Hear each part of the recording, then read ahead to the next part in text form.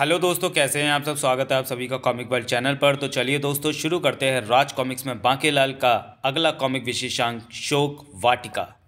लेकिन बंधुओं, इस कॉमिक का प्रिंट कुछ खास नहीं है और इसका अच्छा वाला प्रिंट मेरे पास है नहीं। तो चलिए इसी को पढ़ते हैं। संजय गुप्ता पेश करते हैं हास्य सम्राट बांकेलाल का हास्य कॉमिक विशेषांक शोक वाटिका। हास्य सलाहकार संजय गुप्ता, विवेक मोहन, चित्रांकन बेदी, कहानी तरुण कुमार वाई, संपादन मनीष गुप्ता। मानवों और असुरों का बैर हजारों बरसों से चला आया है। हा हा, पकड़ लो इन मानवों को, आज इनकी चटनी बनाकर खाएंगे। सॉरी, चाट बनाकर खाएंगे। चाट में निचोड़ने के लिए मैंने नींबू भी तोड़ लिए हैं, पर पहले हम तुम्हारी आंखों में संतरे के छिलकों का रस तो निचोड़ दें, जो हम हर वक्त साथ ही रखते हैं। मेरी आंखों में भयानक जलन होने लगी। राक्षसों से भाईचारा बढ़ाने और लड़ाई झगड़ा खत्म करने के लिए राजा विक्रम सिंह ने राक्षस राज दंत केतु को भेजा शांति प्रस्ताव। मानवों की चालाकी के आगे हमारे राक्षसों की एक नहीं चलती। हमें यह शांति प्रस्ताव मंजूर है, क्योंकि इससे हमारे राक्षस संतरे के छिलके के रस से आंखें मसल मसल कर अंधे होने से बच जाएंगे। विशालगढ़ के राजा ने लिखा है कि अगर हमें यह शांति प्रस्ताव मंजूर है तो हम तुरंत आकर विशालगढ़ का आतिथ्य स्वीकार करें। हम आज ही विशालगढ़ की ओर प्रस्थान करेंगे। यह सूचना राजा विक्रम सिंह को पहुंचा दो। जो आज्ञा महाराज। राक्षस राज राक्षसों मानवों के इस शांति प्रस्ताव की चर्चा कुछ नए अंदाज में होनी चाहिए, यानी मानव राक्षस के वेश में हमसे मिलें और हम मानवों के रूप में उनसे। वाह, फिर तो और भी मजा आएगा। राय मंत्री रासुका। राक्षस राज का संदेश विशालगढ़ में आ पहुंचा था। हमें भी राक्षसों की यह शर्त मंजूर है। हम राक्षसों के वेश में राक्षसों से मिलेंगे। महाराज, सेनापति को तो वेश बदलने की भी जरूरत नहीं है। कर अगले दिन ही वो शुभ घड़ी भी आ पहुंची। ये मानव स्त्रियों पर अधिक रीझते हैं और उनकी बातें भी मानते हैं, इसलिए मैंने आपको स्त्री वेश में यहाँ आने की राय दी थी। हाँ, इससे हम अपने फ़ायदे की कुछ शर्तें भी मनवा लेंगे। स्वागत है, स्वागत है। लेकिन महाराज ने तो कहा था कि वो खुद आएंगे। उन्होंने अपनी मूछ वाली पत्नी को भेज दिया। और ज़रा महारानी की चुटिया तो देखो। मैं महारानी नहीं, राक्षस राज हूँ। राजा विक्रम सिंह, इस बदरिया ने मेरा अपमान किया है। इस दासी को तुरंत नौकरी से निकालो, वरना ये शांति समझौता नहीं हो सकता। ये दासी नहीं है, मेरी पत्नी है। इतना सुनते ही राक्षस दंत केतु गुस्से से उबल पड़ा। क्या? फिर तो अब ये शांति समझौता नहीं हो सकता। बांकेलाल बचाओ। सेनापति, रानी जी की चुटिया काट दो, ताकि चुटिया राक्षस राज के हाथ में रह जाए और महारानी जी राक्षस की पकड़ से स्वतंत्र हो जाए। हाँ। तभी राक्षस राज के मुंह से गाढ़ा काला धुआं निकला। हा। फिर जब धुआं छटा तो सभी राक्षस गायब हैं और साथ में हमारी महारानी भी। महाराज, ये देखिए, ये तो महारानी की चुटिया है। राक्षस राज ने उसे काट दिया। रानी अपनी चुटिया से बहुत प्यार करती थी। हड़प्पा दी केहू बांकेलाल, राक्षस राज रानी को जरूर राक्षस लोक ले गया होगा। हाँ महाराज, ये तो बहुत बुरा हुआ। ले जाना ही था तो आपको, मेरा मतलब मुझे ले जाता। बांकेलाल, तेरा ही आसरा। मेरी रानी को राक्षसों के पंजों से छुड़ाकर अब तुम ही ला सकते हो। पर महाराज, राक्षस लोग में तो सैकड़ों राक्षस होंगे, उनसे बचकर मैं कैसे? मैं नहीं भाई, मुझे कुछ नहीं पता। बांकेलाल, अगर तुम रानी को 3 दिन के अंदर अंदर लेकर ना आए तो मैं 3 दिन बाद इस चुटिया का फंदा बनाकर फांसी लगाकर आत्महत्या कर लूंगा। वहां से मेरे रानी को अगर कोई छुड़ाकर ला सकता है तो वो सिर्फ मेरा प्यारा पुच्ची वाला बांकेलाल। बोल बोल, तू रानी को छुड़ाकर लाएगा या नहीं? बांकेलाल, यह हमारी इज्जत का प्रश्न है, तुम्हें जाना ही होगा। बेटे बांकेलाल, अगर तू वहाँ गया तो राक्षस तुझे भून कर खा जाएंगे और डकार भी नहीं मारेंगे, क्योंकि तुझसे उनका पेट भी नहीं भरेगा। बांके को कपड़े पहनाकर तैयार कर दिया गया और फिर, देर मत करो, बांकेलाल को उठा लो। अरे ये क्या कर रहे हो? तेरी प्यारी प्यारी चुटिया को किसी की नज़र ना लगे। बांकेलाल, राक्षस लोग जाने का मार्ग हमें पता है, हम तुम्हें सीधे वहीं लेकर चल रहे हैं। ये गोलम नदी है जो सीधी राक्षस लोग को जाती है। इसकी विशेषता इसका तेज बहाव है। इसमें नौका चलाने के लिए चप्पू मारने की जरूरत नहीं पड़ती। बांकेलाल को नौका में छोड़ दो। थम नहीं, नौका की रस्सी काट दो। ये काम तो मेरी तलवार एक ही झटके में कर देगी। कटाक। रस्सी कटते ही नौका पर सवार बांकेलाल नदी के तीव्र भाव में बह चला। और अरे कम वक्त, तो ये क्या किया? कम से कम एक तलवार तो लेने दी होती। और ये क्या? आगे तो कोई झरना है जिसका भयानक शोर मेरे कानों में आ रहा है। बांकेलाल को अपनी मृत्यु सामने नजर आ गई थी। और इधर उसी समय राक्षस लोक की धरती पर, हा, तेरा अंतिम समय आ गया है सिर भीषण। मेरा खटक तेरे प्राण लेने ही वाला है। दुष्ट नापाक केतु, मैं तेरे नापाक इरादे कभी सफल नहीं होने दूंगा। अभी तेरी मृत्यु के साथ पता चल जाएगा कि मेरे इरादे सफल होंगे या नहीं। टनाक, देख, वो गया तेरा खटक। और ये गया तेरा सिर। लेकिन तभी हट जा रे, हट जा आगे से आए, मगर हटने का समय नहीं था। और थाक मेरी मृत्यु केवल नौका के टकराने से ही हो सकती थी, इसलिए मैं पानी में जाने से भी डरता था, मगर क्या पता था कि नौका पानी से बाहर आकर भी मुझसे टकरा जाएगी। होड़ापादी की हो। मैं कहाँ हूँ? मानव, तुम राक्षस लोक में हो, जहाँ राक्षस राज दंत केतु का राज है। राक्षस लोक? ओह, तो झरने से उछलकर नौका सीधे राक्षस लोक ही आ पहुंची। बेटे बाकेलाल, मारा गया तू तो। ये राक्षस अपने खड़ग से तेरा सिर धड़ से जुदा करने ही वाला है। मानव, क्या नाम है तुम्हारा? बाकेलाल। नाम पता पूछकर सिर काटेगा ताकि मेरा शव वापस विशालगढ़ पहुंचा सके। बाकेलाल, मेरा नाम सिरभीषण है। तुमने नापाक केतु से मेरे प्राणों की रक्षा की है, तुम्हारा धन्यवाद। आए, धन्यवाद? ये तो धन्यवाद कर रहा है, मैं खामखा डर रहा था। हाँ बाकेलाल, दरअसल नापाक केतु पड़ोसी राक्षस राज्य का एक शक्तिशाली राक्षस था। आज जब ये गुपचुप राक्षस लोक में प्रवेश की चेष्टा कर रहा था तो इसे मैंने देख लिया। मेरे ललकारने पर हमारा युद्ध आरंभ हो गया। परंतु अब तुम विलंब मत करो, तुम्हें तुरंत यहाँ से जाना होगा, क्योंकि पहरेदार राक्षस भुंज तुम्हें देख चुका है। यहाँ मानवों को देखते ही उनकी बोटियाँ काटकर उसे चील कौओं को खिला दिया जाता है। वो देखो, यहाँ के चील कौए जो मानव को राक्षस लोक में देखते ही समझ जाते हैं कि उनकी दावत का समय हो गया और वो यहाँ मंडराने लगते हैं। क्वाक क्वाक, बाप रे, इतने विशाल! परंतु मैं यहाँ से अकेला नहीं जा सकता। क्या मतलब? तो और किसको साथ लेकर जाओगे? अपनी महारानी स्वर्णलता को, जिसे राक्षसराज दंत केतु विशालगढ़ से उठा लाया है। मैं विशालगढ़ से राजा विक्रम सिंह का प्रमुख सलाहकार व रक्षक बाकेलाल हूँ। ओह, तो वो तुम्हारी रानी है? बाकेलाल, क्या तुम अकेले रानी स्वर्णलता को शोक वाटिका से ले जाने का दमखम रखते हो? मेरी राय मानो, उसे भूल जाओ और वापस घर लौट जाओ। मैं तो लौट जाऊँ, पर घर वाले खाली हाथ विशालगढ़ में घुसने नहीं देंगे। तभी मारो, काटो! जिस बात का डर था वही हुआ। रक्षक राक्षस आ गए। चील कौओं की लारें भी टपकने लगी हैं। अब मैं भी तुम्हारी कोई मदद नहीं कर सकता। होड़प्पादी की हो। बाके देखते ही देखते बाकेलाल को राक्षसों ने घेर लिया। मानव, राक्षस लोक में प्रवेश का दुस्साहस कैसे किया? हे भोले शंकर, बचाओ!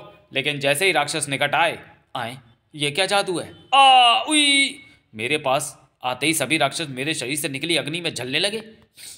परंतु मेरे शरीर में जादुई अग्नि आई कहाँ से? ये मैं बताता हूँ। यह जादुई अग्नि दरअसल शत्रुनाशक अग्नि थी, जो असल में नापाक केतु ने भगवान शिव की आराधना करके उनसे प्राप्त की थी। नापाक केतु इसी शक्ति के आधार पर राक्षस राज को मारकर खुद राक्षस लोक का राजा बनना चाहता था, परंतु उसकी तुम्हारे हाथों अनायास मृत्यु के बाद वह शक्ति तुम्हारे अंदर समा गई। ऐसा इसलिए हुआ क्योंकि नापाक केतु मृत्यु से पूर्व उस शक्ति का प्रयोग नहीं कर पाया, और यह शक्ति किसी शव में नहीं रह सकती थी। ये तो कमाल ही हो गया।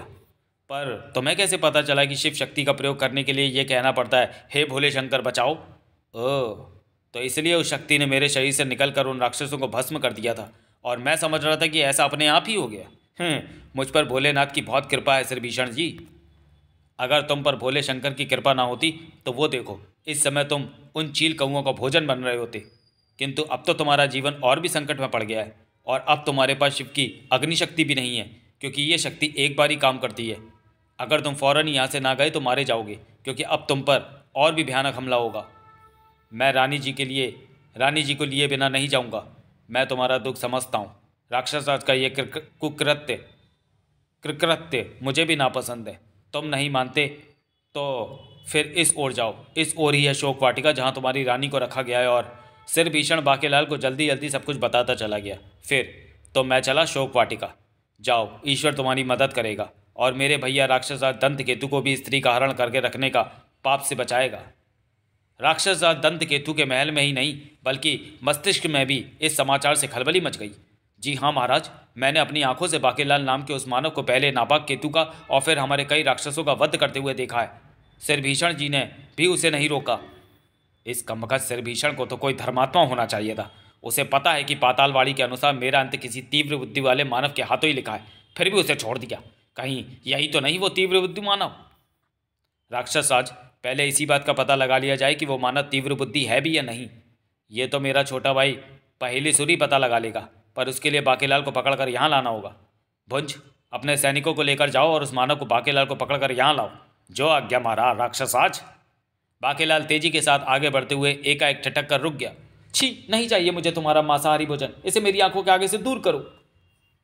अगर तुम्हें मांसाहार पसंद नहीं तो मैं तुम्हारे लिए फल तोड़ देती हूँ। बोलो कौन सा फल खाओगी? वो देखो, वो रहा बब्बू खरगोशों का वृक्ष। ही ई। डरो नहीं, उधर देखो, वो है रसीले हिरनाम के वृक्ष।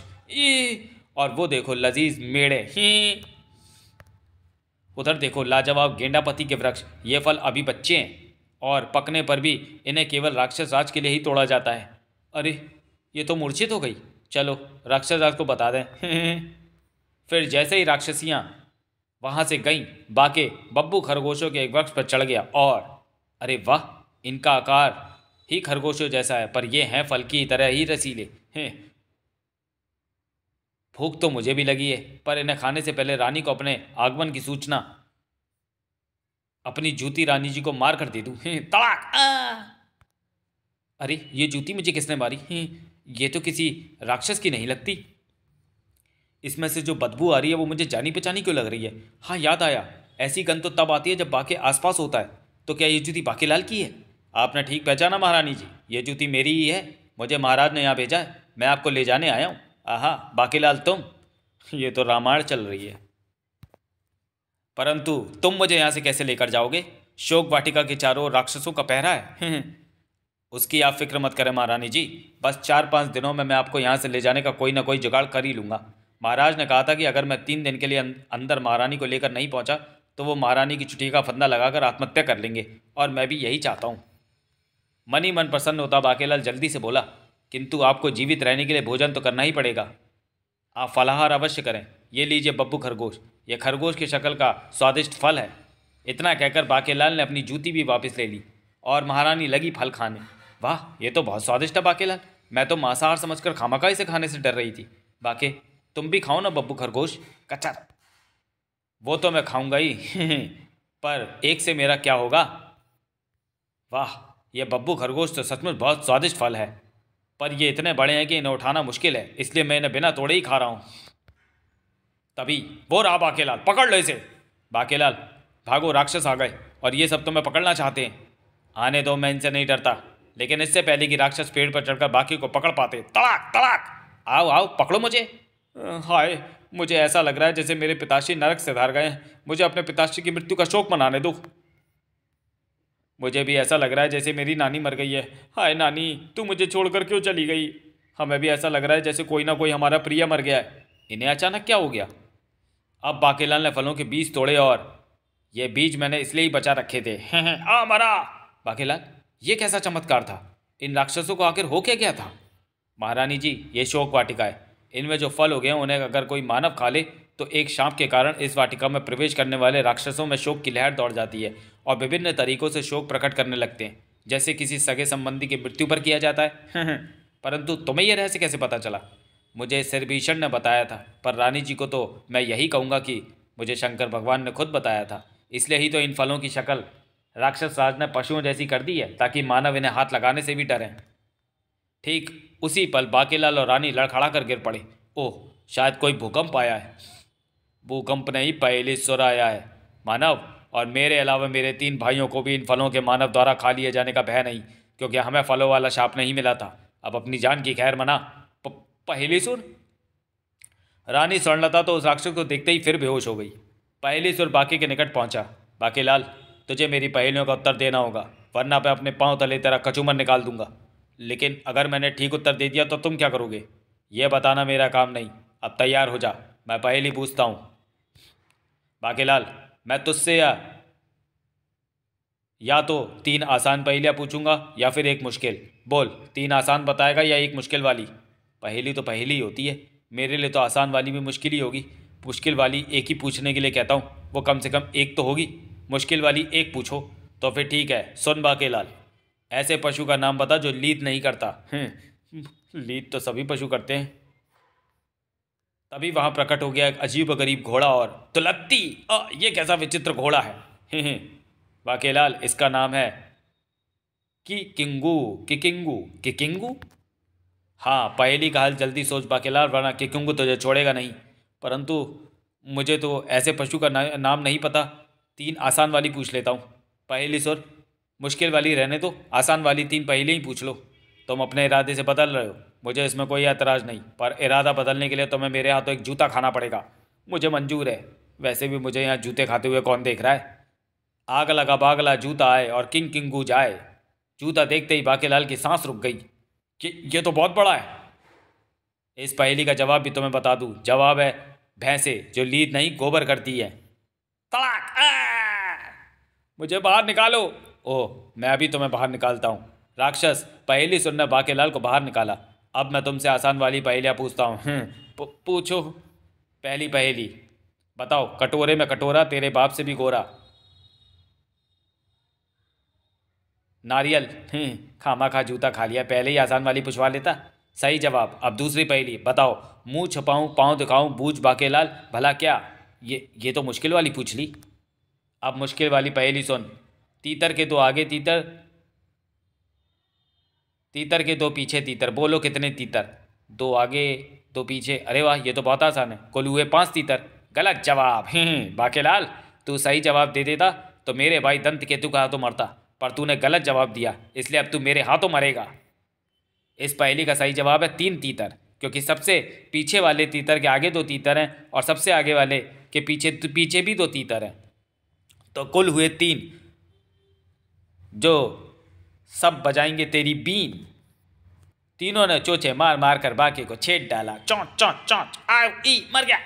बाकेलाल, तीतरों ने तो अपना काम कर दिया, अब मैं तुझे कुचल डालूंगा। मेरी मृत्यु तो दोनों तरफ थी, पर अब इससे कैसे बचूंगा। पहले सुर का पाँव जैसे ही बाकेलाल को कुचलने के लिए नीचे आया, पहले सुर से तेरा बचना मुश्किल लग रहा है बाकेलाल। अरे कमबख्त, कांटा चुभो दिया। तभी झाड़ियों में से सिरभीषण की आवाज़ गूंजी। बाकेलाल, इसकी मृत्यु पहेली में ही छिपी है। अगर इसने तुम्हारी किसी पहेली का जवाब दे दिया तो ये तुरंत मर जाएगा, और नहीं दिया तो भी मारा जाएगा। ओह! सिरभीषण के मुंह से यह रहस्य सुनते ही बाकेलाल चीख पड़ा। ठहरो, क्या मरने से पहले मेरी अंतिम इच्छा पूर्ण नहीं करोगे। अंतिम इच्छा? क्या है तेरी अंतिम इच्छा? तुम पहेलियों के सम्राट हो, तुम्हारे लिए पहेलियों के लिए हल बताना चुटकियों का खेल है। किसी ने मुझसे एक पहेली पूछी थी जिसका उत्तर मुझे आज तक नहीं मिला। अगर मैं उसका उत्तर जाने बिना मर गया तो मेरी आत्मा राक्षस लोक में ही भटकती रहेगी। क्या तुम उस व्यक्ति की उस पहेली का उत्तर बताने में मेरी मदद नहीं करोगे, ताकि मैं तुम्हारे हाथों शांति से मर सकूं? ये वाली पहेली मुझसे तुम तो नहीं पूछ रहे ना? नहीं, ये पहले तुमसे मैं नहीं पूछ रहा, बल्कि मुझसे मेरे मित्र ने पूछी थी। फिर ठीक है, बताओ क्या थी वो पहेली। बहु छोटा पाँव बड़ा। बहु छोटा पाँव बड़ा, ये कैसी पहेली है। पहले सुर के इतना कहते ही वहां प्रकट हो गया एक भारी भरकम मूसल। और तड़ाक! ये क्या? ये तो मूसल देव का मूसल है, जो तभी प्रकट होना था जब मुझसे कोई पहेली पूछता। धोखा पाके तूने मुझसे धोखे से वो पहेली पूछ ली जो मुझे नहीं आती, और अगर मैंने इस पहेली का हल ना बताया तो मूसल देव का मूसल मार मार कर मेरी चटनी पीस डालेगा। तड़ाक! यही तो मैं चाहता हूँ। बाकेलाल, मेरी अंतिम इच्छा पूरी नहीं करेगा, मुझे इस पहेली का हल बता दे। पहेली सुर, तूने जो मेरी पिटाई की थी उससे मुझे सुनना बंद हो गया था। तूने क्या किया, मुझे कुछ सुनाई नहीं पड़ रहा। और तड़ाक! उड़प्पा दी के ओ। इस आखिरी प्रहार के बाद मूसल हो गया गायब। पहेली सुर फिर नहीं उठा। मैंने तुझसे पूछी थी उसका जवाब है पेड़, क्योंकि बहु छोटा यानी बीज छोटा होता है और पाँव बड़ा यानी वह बीज ही बड़ा होकर पेड़ बनता है। तभी रानी स्वर्णलता को भी होश आ गया। अरे बाकेलाल, क्या ये राक्षस मर गया? मुझसे टकराएगा तो क्या मरेगा नहीं? तो चलिए दोस्तों, वीडियो को यहीं समाप्त करते हैं और मिलते हैं शोक वाटिका के दूसरे और अंतिम भाग में अगले वीडियो में। तब तक के लिए धन्यवाद।